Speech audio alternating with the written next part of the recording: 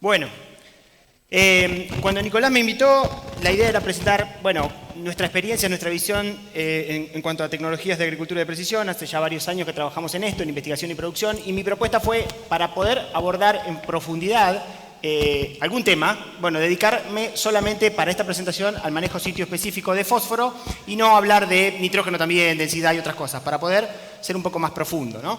Entonces, la idea es poder transmitirle algunos consejos, algunas experiencias que hemos aprendido y algunas cosas que están difundidas hace tiempo en investigación que les puedan ser de utilidad para abordar la problemática del manejo de un nutriente tan importante como el fósforo con el concepto sitio específico, usando tecnologías de agricultura de precisión. Vamos a charlar primero de algunas cuestiones básicas que por ahí ya conocen, pero hacemos un repaso. Está de más decir que el fósforo es un nutriente esencial para el crecimiento de las plantas. Su importancia agronómica es indiscutida, todo el mundo tiene consenso sobre eso. El manejo del fósforo tiene implicancias ambientales sobre la sustentabilidad, o sea, claramente balances negativos de fósforo en el largo plazo no son esquemas sustentables en el tiempo. E incluso tiene algunas implicancias sobre el valor de la tierra, tanto para la compra como para el alquiler, si un lote está bien nutrido de fósforo o si está con niveles muy bajos e insuficientes. Y en algunos otros países, no necesariamente en Argentina, también es cobra importancia ambiental el manejo del fósforo, sobre todo en Estados Unidos y en Europa, porque bueno, el exceso de fósforo, la aplicación de fósforo mediante fuentes orgánicas o fuentes minerales, sobre todo en ambientes en donde existe escurrimiento superficial, es decir, escurrimiento de fósforo que se va con el agua de lluvia, sobre todo en ambientes con pendientes, puede y lo hace, contaminar cursos de ríos y lagos que van hacia el mar y se dan problemas ambientales importantes que involucran el crecimiento de algas, el consumo de oxígeno, proceso que se llama eutroficación. Eso es un problema grande hoy en día, por lo menos en Estados Unidos, y mucha gente está prestando atención más a esto que a cuestiones agronómicas. No es el caso nuestro acá. El caso nuestro es esto, lo que muestra este estudio que ya lo han visto varias veces, del doctor Hernán Sainz Rosas, coordinado o liderado por INTA y Fertilizar. Aquel mapa es la distribución de fósforo en la región pampeana argentina en el año 2011 y este último mapa es en 2018. Fíjense cómo las áreas rojas han crecido mucho, quiere decir que agricultura con balances negativos de fósforo en el largo plazo hacen que el fósforo en el suelo caiga y las zonas de fósforo bajo y muy bajo crecen en área y crecen en importancia en la provincia de Buenos Aires y esto es un fenómeno constante. Agronómicamente está claro ver, y ustedes han visto mucho esto, en cultivos de invierno sobre todo, que son los más sensibles. Una sembradora de trigo, ese es un lote en Juan José Paso, que se queda sin fertilizante en esa punta y ahí se ve claramente un crecimiento inicial mucho más bajo del cultivo. Esa parte del lote rindió la mitad del resto. O sea, un ejemplo claro y visual de deficiencia de fósforo muy marcada, muy severa, y una penalización en la productividad muy marcada, sobre todo en cultivos de inviernos que son, como les decía, los más sensibles, puntualmente trigo. ¿Qué podemos hacer agronómicamente o qué debemos hacer agronómicamente para abordar el manejo del fósforo? Lo primero es el diagnóstico, ¿no? Desde el punto de vista del diagnóstico del manejo agronómico, el fósforo presenta bastante más simplicidad que otros nutrientes, por lo menos que otros nutrientes móviles como el nitrato, como el sulfato, como el nitrógeno y el azufre. Entonces, como tenemos suelos acá en la región centro-oeste de la provincia de Buenos Aires, yo diría en Argentina en general, pero en la zona más productiva, que son pocos fijadores de fósforo, que no se dan interacciones muy fuertes entre el fósforo y la matriz del suelo, tenemos, digamos, ventajas agronómicas desde el punto de vista de la simplicidad para manejar este nutriente. Entonces, bueno, simplemente tenemos que saber algunas cosas que yo voy a tratar a lo largo de la presentación de dejarlas bien claro para poder hacer un manejo relativamente seguro o sencillo de este nutriente. Y en ese sentido, la herramienta número 1 del diagnóstico es el análisis de suelo, el muestreo y análisis de suelo. Por ahí para otros nutrientes el análisis de suelo es una herramienta, pero hay otras cosas que hay que tener en cuenta. Para fósforo yo diría que en definitiva el análisis de suelo es la principal herramienta para poder realizar el diagnóstico. Y afortunadamente, debido a mucha investigación que se ha hecho en la región pampeana argentina y en el país en general, pero sobre todo en la provincia de Buenos Aires, en la región más productiva, existe abundante información respecto a cómo interpretar los análisis de suelo. Es decir, qué es un valor bajo, qué es un valor muy bajo, cuál es un valor óptimo, que es el valor que nos gustaría mantener, qué es alto, qué es muy alto. Eso significa interpretación de análisis de suelo, porque si no, el análisis de suelo es un numerito que nos entrega el laboratorio que sin ponerle un significado no podemos usar desde el punto de vista agronómico. Y otra cosa importante con respecto a fósforo, a diferencia de nutrientes móviles, es que la visión que tenemos que tener es mucho más de largo plazo. Entonces, en ese sentido, el balance de este nutriente, es decir, lo que entra al suelo mediante fertilización o agregado de enmiendas orgánicas y lo que sale, es importante considerarlo para poder interpretar lo que después pasa en el suelo. Algunas consideraciones con respecto al muestreo y análisis de suelo. La profundidad sugerida para la región, para nuestro país, es 20 centímetros. ¿Por qué medimos a 20 centímetros y no más abajo, si las raíces sacan fósforo de mucho más abajo? Porque la investigación que se realizó para hacer interpretaciones de análisis de suelo se usó 20 centímetros. Se usó esa sección de control para poder caracterizar un suelo en cuanto a su nutrición fosforada o disponibilidad o fertilidad fosforada. No significa que los estratos de más abajo no sean importantes, pero tenemos que ser consistentes con esa forma de medirlo porque es a esa distancia, a esa profundidad que se realizaron los trabajos de investigación que nos permiten interpretar eso. En otros países, en otras regiones, esa profundidad cambia por diferentes razones y, por supuesto, todos los productores o los agrónomos tienen que muestrear a esa profundidad. Lo importante es ser consistente en esto para poder comparar cosas comparables. El número de submuestras, el número de piques que nosotros analizamos para poder llenar una bolsita y llevarla al laboratorio es importante. En general, ahora les voy a mostrar una información que sustenta esto, pero no tiene que ser nunca inferior a 10, 15 submuestras, dependiendo si el muestreo es intensivo o un muestreo tradicional, pero nunca menos de 10 submuestras para poder reducir el error de cada uno de esos piques que uno después promedia en una bolsita. El momento del muestreo de suelo para fósforo no es demasiado relevante, a diferencia de nutrientes móviles, pero siempre se sugiere ser consistente, tratar de mostrar en el mismo momento del año si se puede, ¿no? Por ejemplo, en el otoño o en el invierno, en momentos donde no hay demasiadas complicaciones logísticas con otras labores. Y con respecto a las técnicas que se usan, generalmente el fósforo Bray es el más utilizado, que es en definitiva una solución con un poquito de ácido que trata de extraer o sacar el fósforo del suelo mediante una agitación y poder quedarse con el fósforo que es más lábil o que está más fácilmente disponible. Hay otros métodos que se propusieron después, como el MELI3, que permiten también utilizar ese mismo filtrado para otros nutrientes, pero en definitiva esos dos son los que se usan en Argentina y los que están calibrados. Con respecto al número de submuestras, este es un trabajo que se hizo en la Universidad del Estado de Iowa, en el centro de Estados Unidos. De estos hay varios, yo les muestro este que es bastante clásico, en donde tratan de analizar la precisión del muestreo de suelo, o del análisis de suelo, en la medida que uno aumenta las submuestras, aumenta el número de piques que pone en la bolsita. Y bueno, se ve que el intervalo de confianza, que en definitiva es el rango en el cual es confiable ese valor, bueno, se va achicando significativamente con las primeras submuestras. Y más o menos a partir de 10 y 15 submuestras deja de haber un aumento en la precisión por aumentar más submuestras, ¿no? Y eso, por supuesto, para este lado aumenta el esfuerzo debido al muestreo. Así que esos datos nos dicen que a partir de 10 submuestras o piques se podría llegar a un valor de intervalo de confianza razonable. Así que como regla, nunca menos de 10, 15 submuestras en cada bolsita cuando uno hace un análisis de suelo. Y con respecto a la información que hay publicada, bueno, esto es una recopilación de ensayos de la región pampeana. Esto lo hizo Adrián Correndo, que fue alumno de maestría del doctor Fernando García, que todo el mundo conoce. Bueno, hicieron un metaanálisis, un flor de trabajo en donde pusieron juntos un montón de experimentos realizados en la región pampeana, de maíz, soja y trigo. Ahí está el número de experimentos que se usaron. Y lo que se muestra acá es el rendimiento relativo de estos tres cultivos, es decir, expresado en porcentaje, para poder agrupar experimentos que vienen de varios lados, en función del fósforo inicial en el suelo. Y lo que se ve claramente es que hay una zona de suficiencia para los tres cultivos, en donde el rendimiento se maximiza, y cuando empieza a caer el fósforo en el suelo, empieza a sacrificarse el rendimiento, ¿no? El porcentaje, el rendimiento relativo al que se alcanza disminuye significativamente y llega a valores de 70% o incluso 50% en el caso del trigo, que es más sensible. ¿Qué quiere decir esto? Que si nosotros fertilizamos trigo en este rango de muy baja disponibilidad, no se ve el mouse, Bueno, la probabilidad o el incremento de rendimiento al que nosotros encontramos está en el orden del 40% o 30%, dependiendo del caso.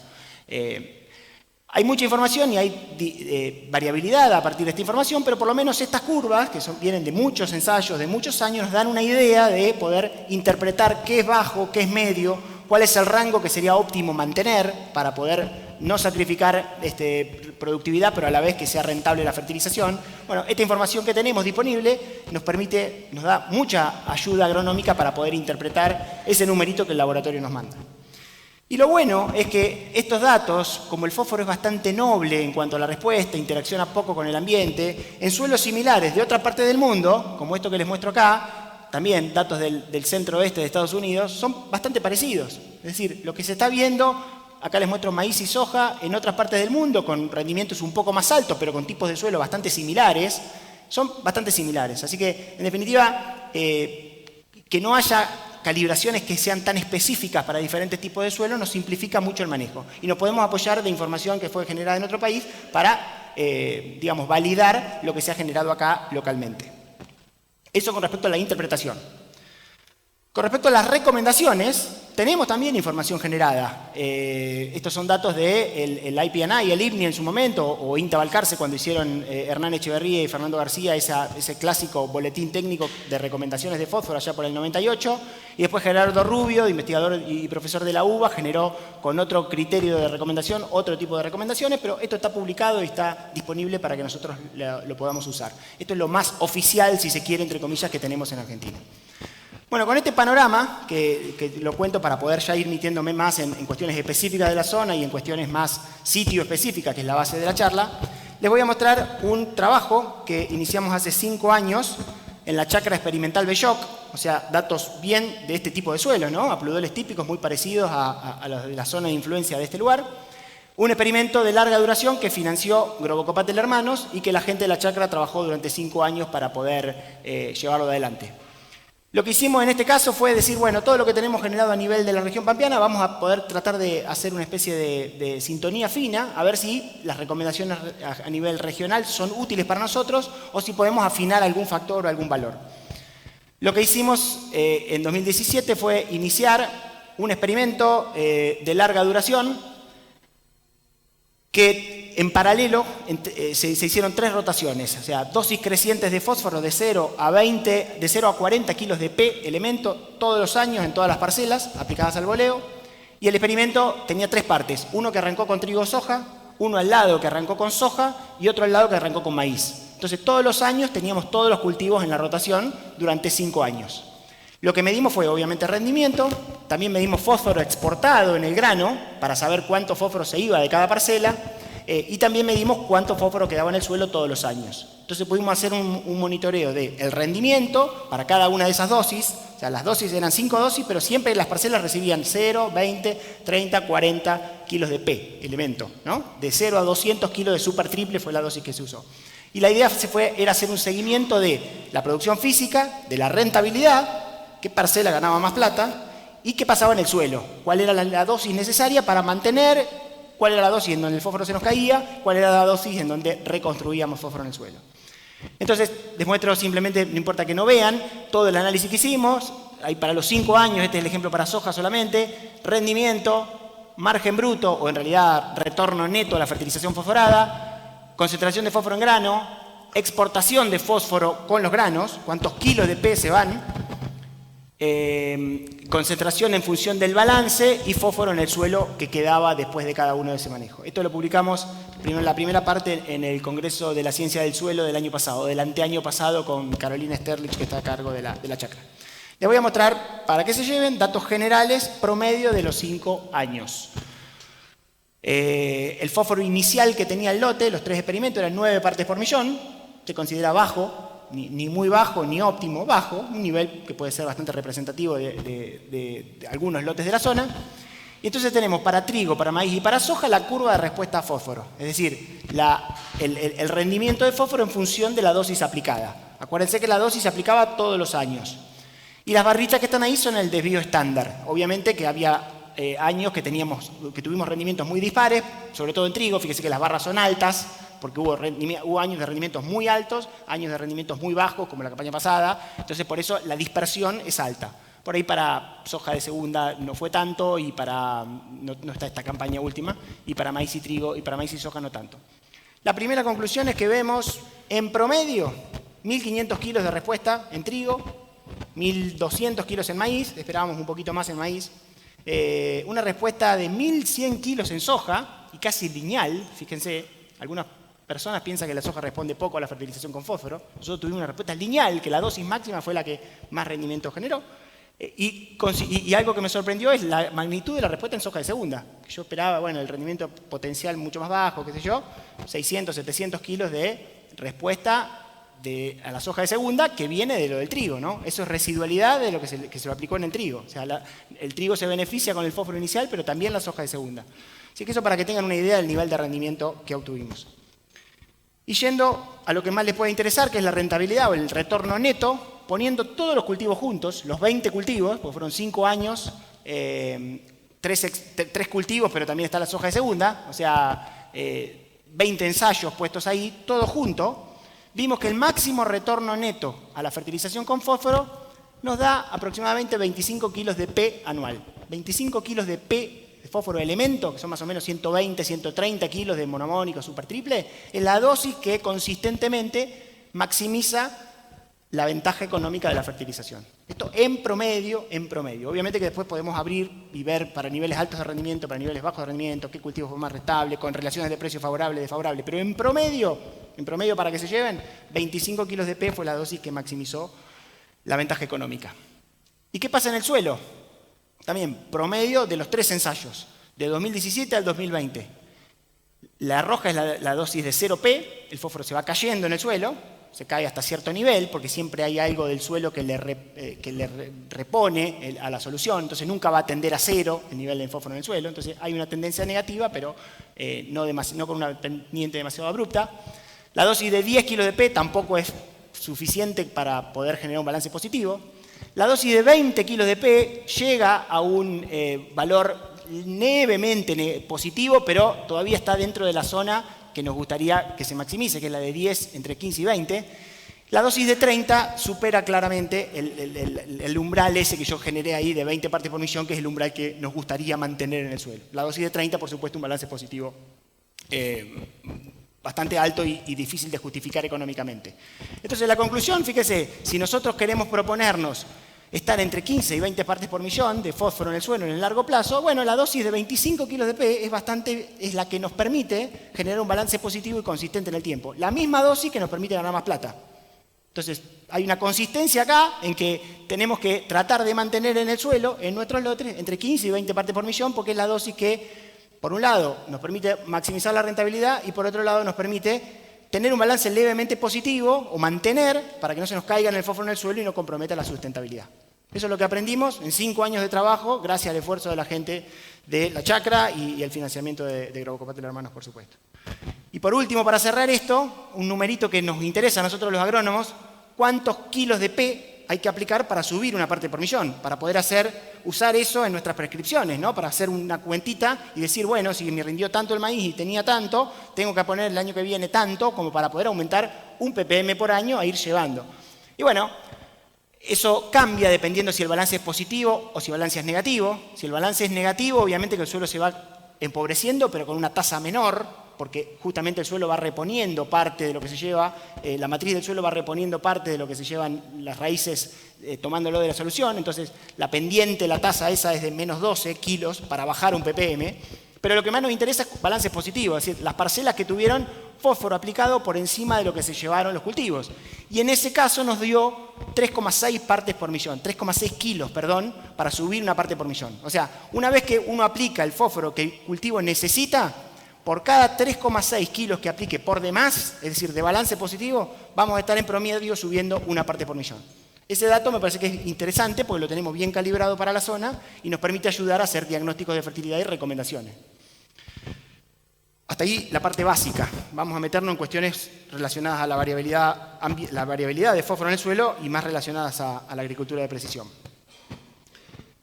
¿Qué pasa cuando nosotros vamos a muestrear un lote en el suelo? Bueno, muchas veces nos encontramos con variabilidad. Es decir, pinchamos acá, nos puede dar una cosa, pinchamos allá, nos puede dar distinta. Eso es más o menos cierto dependiendo del grado de variabilidad que tenga el lote. Pero en general hay consenso en el sentido de que la distribución de fósforo dentro de un lote, cualquiera sea, no tiene una forma de campana, no tiene una forma normal, se llama en estadística, una campana perfecta en donde la media y la moda, el valor que más se repite, coinciden, sino que hay un desplazamiento hacia la derecha, un desplazamiento bastante importante. Quiere decir que algunas pequeñas muestritas, pinchecitos que uno hace en el lote, tiran el promedio artificialmente para la derecha. Esto es en los alambrados viejos, en un lugar donde había fertilizante, en algún lugar que naturalmente es más rico en fósforo, lo que sea. Muy poquitas muestras nos sesgan mucho el promedio, nos tiran el promedio. Y hacen que si nosotros usamos esa forma de usar un baldecito, una muestra, para caracterizar la fertilidad de un solo lote, tendamos a pensar que el lote está mejor nutrido de lo que está y tendamos a subfertilizar. Eso es algo que ya se sabe hace rato, ¿no? Independientemente de la variabilidad que tenga el lote, obviamente que en lotes más variables eso es más cierto, pero generalmente en ese ejemplo de Paul Fixen, que fue director del IPNI, del IPNI a nivel mundial muchos años, muestra que en realidad el valor de esa población promedio es 13 partes por millón, que es lo que uno, si hace un muestreo tradicional, obtendría, pero la moda, el valor que más se repite en superficie, da 7. O sea que el esquema tradicional de poner todo en la bolsita y usar el promedio estaría sobreestimando el verdadero valor de fósforo en el suelo. ¿Cómo podemos nosotros abordar ese problema agronómicamente? Bueno, tenemos opciones. La típica opción es sacar muchas muestras, ir y tratar de representar esa variabilidad de la mejor manera posible. Y para esto se han propuesto diferentes esquemas. Originalmente, sobre todo en Estados Unidos, se planteó este ejemplo, ¿no?, del muestreo en grilla, tratar de dividir el lote en una cuadrícula regular e ir a puntos centrales de esa cuadrícula y tratar de representar sistemáticamente esa superficie. Obviamente esto tiene más costo, porque requiere más muestras, requiere una mayor intensidad. Generalmente, por lo menos en Estados Unidos y en Europa, la densidad de muestreo más usada es una muestra por hectárea, por lo menos una vez al principio. No asume nada, porque se divide el lote en un cuadrícula y se va a muestrar ahí. No tiene que usar una capa de información previamente definida para dirigir el muestreo, pero posibilita después hacer lo que uno quiera con los datos. Posibilita agrupar, hacer análisis de interpolación, podemos hacer, la gente que dedicamos a esto, un montón de cosas y asunciones y probar un esquema de interpolación, otro esquema. Otra propuesta que se ha sugerido es el muestreo en zona, es decir, o muestreos dirigidos, que se basa en alguna capa de información previamente definida, sea elevación, tipo de suelo, productividad de cultivos anteriores, lo que sea, para decir, bueno, yo creo que todo esto es homogéneo y voy a tratar de caracterizarlo. Obviamente requiere mucho más inteligencia a la hora de saber cuáles son las capas que realmente van a tener influencia en la distribución de fósforo. Se puede bajar el costo de muestreo porque con esto se pueden sacar menos muestras, pero asume que el área A, B y C ahí son homogéneas en fósforo. Cosa que yo les puedo asegurar que no necesariamente es cierto. A veces hay tanta variabilidad dentro de la zona A como entre zonas. Y eso hay que estar seguro o hay que tener información para decir, bueno, acá el muestreo en grilla es la única opción, o acá un muestreo dirigido puede hacer un buen trabajo para caracterizar la variabilidad de fósforo. Pero lo cierto es que no posibilita un análisis posterior. Una vez que uno ya dirigió los puntos de muestreo, tiene que quedarse con eso y tiene que asumir que la capa que usó para dirigir el muestreo es la verdad y es relativamente homogénea en cuanto a la disponibilidad de fósforo. Hasta ahí la teoría. Vamos a mostrar algunos datos de esta zona para que vean cosas diferentes con las que nos hemos encontrado. Primero el ejemplo más triste, ¿no? Y desafortunadamente muchas veces lo que más se repite. Un lote acá, en 9 de julio, ese es un lote, un mapa a la derecha de conductividad eléctrica aparente, esta variable que usamos, que en realidad mide la habilidad del suelo para transmitir corriente, y a partir de esa variable podemos inferir cuestiones que son agronómicamente interesantes, como la textura, la materia orgánica, el contenido de sales, pero en general lo verde son zonas de menor conductividad eléctrica aparente, que obedecen a lomas más arenosas, y lo rojo son zonas del suelo más arcilloso, generalmente más productivas. O sea, variabilidad en la capacidad productiva del suelo, pero el fósforo, esto que está acá, muestreo en grilla, una muestra por hectárea y media, los puntitos que usamos son los colores del semáforo, rojo es muy bajo, verde es muy alto, no ven los números, pero se ve que está todo homogéneo, muy bajo, acá no hay mucho para hacer con la agricultura de precisión, ¿no? Evidentemente lo que hay que hacer acá, por lo menos inicialmente, es revertir el problema del balance negativo de fósforo a partir de una dosis relativamente homogénea y alta para revertir ese balance negativo. Otra situación distinta, el 25 de mayo, un lote de unas 400 hectáreas, lotes que se levantaron, lotecitos chiquititos que se levantaron, partes de lomas arenosas con menor productividad que históricamente han tenido un balance positivo, bajos muy productivos que han tenido un balance negativo, pero fíjense, variabilidad muy alta en la disponibilidad de fósforo, de muy alto a muy bajo, claramente toda esta zona no requiere fertilización, o por lo menos no la requiere en el corto plazo, y acá hace falta aplicar dosis de reconstrucción, que no solamente maximicen la ventaja económica de la fertilización, sino que también generen un balance positivo, ¿no? Para poder revertir eso en el corto plazo. De esto hay mucho, y uno con un muestreo tradicional se lo come totalmente. Otro ejemplo menos común, lote con variabilidad, eso es elevación, Obri en Buenos Aires, una loma arenosa que cruza el lote, un ambiente bastante pobre desde el punto de vista productivo en el centro y ambientes mucho mejores en los costados, y fósforo alto y poco variable en todos lados. Sorpresa, pero bueno, productores que fertilizan por encima de lo que tienen que fertilizar, generan balances positivos, sin monitoreo y tienen 30 partes por millón en el suelo. Nadie paga por eso, por lo menos en el corto plazo, no es justificable, no tiene raciocinio, digamos, no hay mucha justificación agronómica, salvo que uno diga, bueno, yo quiero ahorrar ahora para después no fertilizar cuando el fertilizante sea más caro, puede ser. Por ahí este productor se está riendo de mí en este momento porque hace 2 años que no fertiliza, no generó penalidad en productividad, cayó el fósforo en el suelo, pero compró fósforo barato hace 10 años cuando fertilizó eso. Es una opción, pero digamos, desde el punto de vista de la rentabilidad está claro que lo que hay que mantener son los niveles óptimos o levemente altos, no mantener muy alto porque, bueno, hay un montón de cuestiones que no se pueden justificar, sobre todo desde el punto de vista económico, no ambiental, porque acá problemas ambientales todavía estamos lejos de tener. Otro ejemplo, esto es en General Alvear, Buenos Aires, un lote con una loma arenosa muy marcada ahí que se ve en la imagen de suelo desnudo. Y este es el mapa interpolado de fósforo, ya haciendo un mapa continuo a partir de los puntos discretos.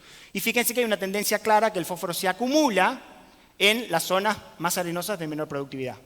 Lotes manejados con fertilización uniforme, pero la exportación fue diferencial, porque claramente hay una limitante en el ambiente que genera que el maíz rinda 7 toneladas, 6 toneladas, 5 toneladas en las lomas arenosas y que rinda 10, 11 en los ambientes más productivos. Por lo tanto, se genera un balance diferencial y lo que aprendimos del balance de lo que habíamos hablado antes es que es un claro determinante de lo que queda después en el suelo. Entonces, variabilidad antrópica, es decir, variabilidad porque lo que entra es todo igual y lo que sale es diferencial. Entonces, se genera variabilidad. Bueno, uno dice, en este caso, si yo sé esto, podría haber hecho un muestreo más barato, muestreando solamente las lomas arenosas y muestreando los bajos más arcillosos y podría haber generado un mapa bastante parecido a esto. Puede ser, pero hay que tener esa información bien clara para poder tomar esa decisión. Y otro ejemplo en Chacabuco, el mismo concepto por diferente problema, el mapa de conductividad eléctrica aparente de aquel lado, esas zonas rojas ya hablan de presencia de sodio, entonces limitante desde el punto de vista químico y no tanto físico del suelo, bueno, de las dos cosas en realidad, y fósforo acumulado en esa zona de alto sodio y fósforo más bajo o relativamente más bajo en las zonas más productivas. Entonces, de nuevo, una restricción en la productividad y un balance de fósforo diferencial. Un último ejemplo, Rojas, Buenos Aires, un patrón de fósforo que no tiene nada que ver con nada que podamos haber medido en el campo. Y otro ejemplo acá, esto es una chacra, es un campo que tiene una chacra de cerdos, estiércol de cerdo distribuido en el campo por varios lados de manera muy diferencial, y fíjense lo que es la distribución de fósforo en el suelo. Imposible poder hacer un mapa de fósforo sin haber hecho ese muestreo en grilla en una situación como esta. Y acá, una fertilización variable ahorra mucho dinero en las zonas verdes y obviamente maximiza mucho más la productividad en las zonas rojas. Así que estos ejemplos son los claros en donde no queda otra que hacer, que pensar la nutrición fosforada con una visión de fertilización variable. Entonces, para resumir ese ejemplo, 4 situaciones en cuanto a la distribución de fósforo en el suelo.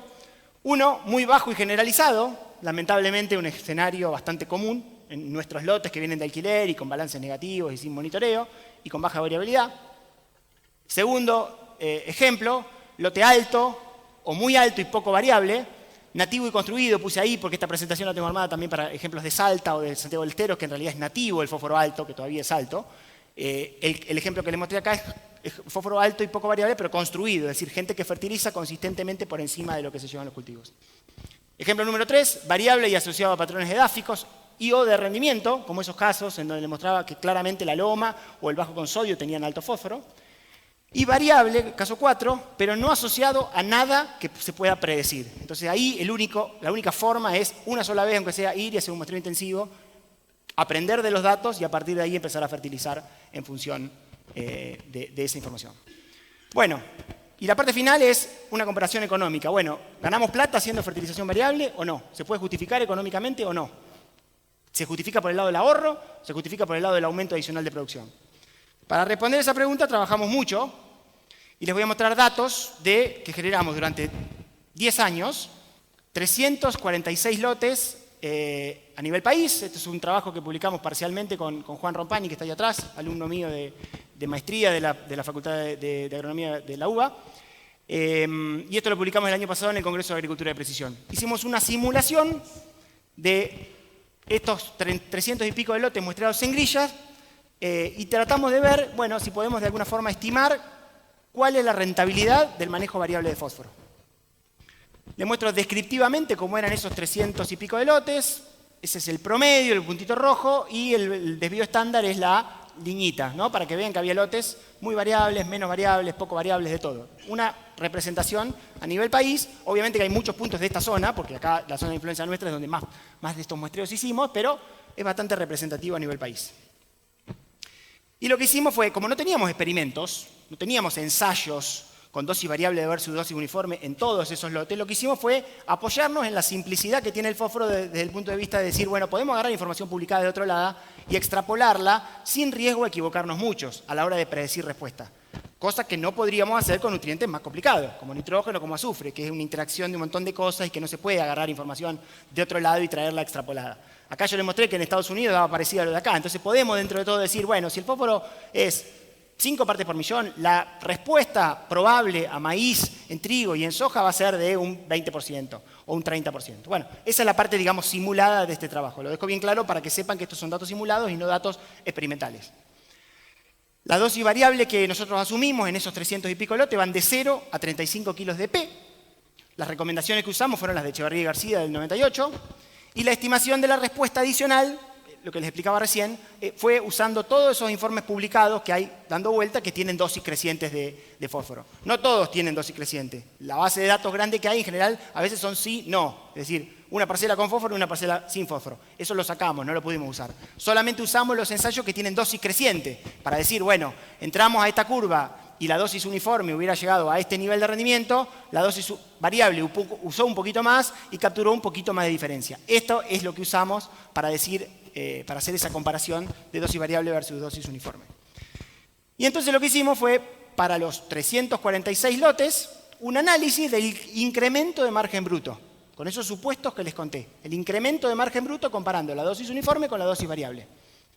Les muestro primero para soja, todas las barritas. Y el incremento de margen bruto tiene dos componentes.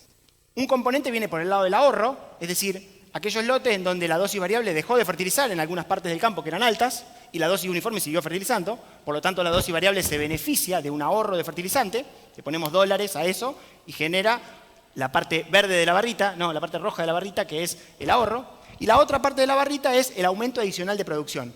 Aquellas zonas dentro del lote donde tenía fósforo muy bajo, la dosis uniforme llegaba a un nivel, pero la dosis variable fertilizaba un poquito más y capturaba una respuestita adicional más, que dependiendo del caso era importante o no.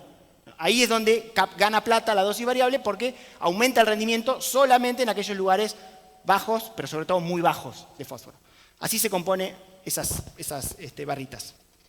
Nos dio con los precios, esto lo tenemos todo linkeado y podemos, digamos, jugar con los precios. Esto fue con los precios nuevos, 28 dólares por hectárea para soja, el incremento de margen bruto considerando ahorro y aumento adicional de producción.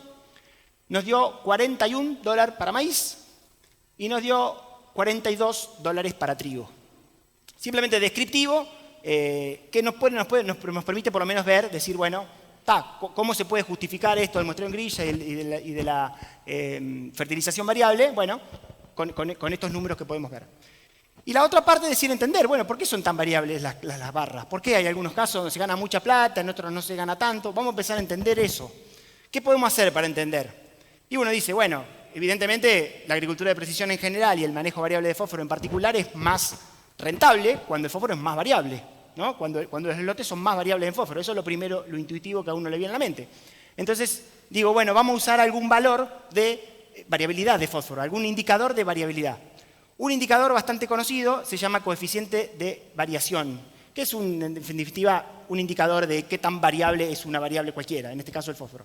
Entonces dijimos, bueno, si agarramos todos esos incrementos de margen bruto, por ejemplo para maíz o para cualquier cultivo, y lo ponemos en función del coeficiente de variación del fósforo en el lote, algo nos va a decir.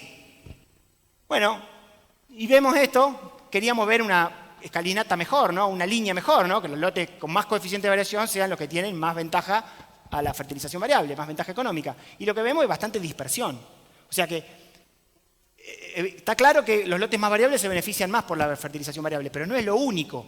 Hay que tener en cuenta alguna otra cosa más. Bueno, entonces seguimos en el análisis. Bueno, ¿qué otra cosa puede explicar la ventaja económica de la fertilización variable?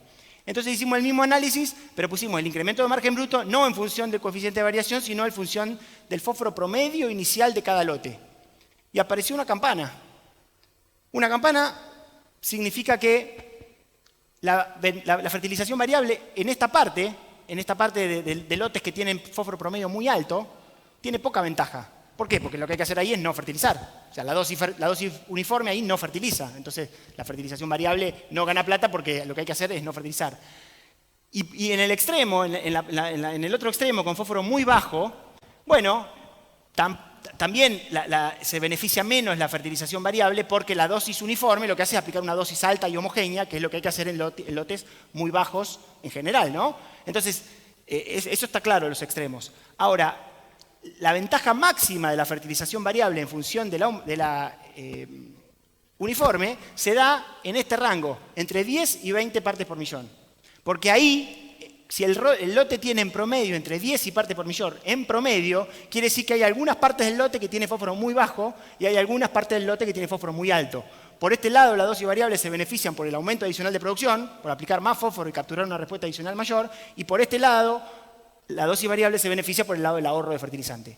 Así que en promedio, cuando los lotes están muy altos o muy bajos, evidentemente la ventaja va a ser menor de la fertilización variable, pero cuando el lote tiene en promedio entre 10 y 20 partes por millón, es donde más plata ganamos por pensar en un esquema de fertilización variable. Si pensamos en los lotes nuestros, casi todos están salvo aquellos que estén por debajo de 10, que es otro tema, casi todos están entre 10 y 20 partes por millón. Así que el rango en el que estamos viendo en esta zona es el rango en donde más, en términos relativos, ventaja por la fertilización variable encontramos. Tengo dos ejemplos, pero me van a llevar un poco de tiempo terminarlos y explicarlos, así que lo dejamos para el lado de las preguntas. Así que vamos a llevar a las consideraciones finales. Yo estoy seguro que tenemos que aprovechar las ventajas que tiene el fósforo en cuanto a su simplicidad del manejo, de suelos poco fijadores, es un nutriente que no se lava, que no se pierde en la atmósfera, como el nitrógeno, como el azufre. Hay varias ventajas que tenemos que aprovechar desde el punto de vista del manejo. La fuente, el momento, la forma de aplicación no son un problema grave. Puede haber pequeñas eficiencias diferenciales de una fuente versus otra, pero no es el problema. El problema grande es la dosis, la selección de la dosis. Y para eso contamos con mucha información, generada gracias a mucho trabajo de INTA y de organismos de investigación que nos han permitido tener hoy información sobre la cual nos tenemos que basar. Por otro lado, creo que la variabilidad de fósforo a nivel de lote merece más atención. En eso hemos trabajado bastante, pero está claro que hay una ventana ahí para hacer las cosas mejor agronómicamente. Es importante estudiar y entender el origen de esa variabilidad. A veces es natural, a veces es antrópica, a veces es muy chiquitita que no se puede hacer nada, a veces es grande y se puede mediante un muestreo dirigido abordarla.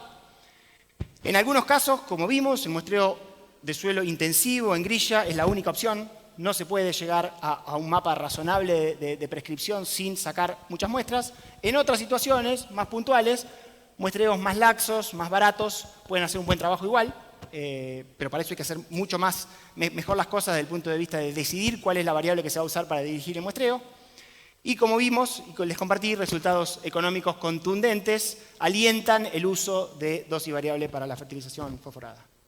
Bueno, en nombre de todo mi equipo de trabajo, que son parte del equipo nuestro, que han de alguna forma contribuido a esta información que yo les comparto hoy, les agradezco y bueno, quedamos dispuestos para las preguntas.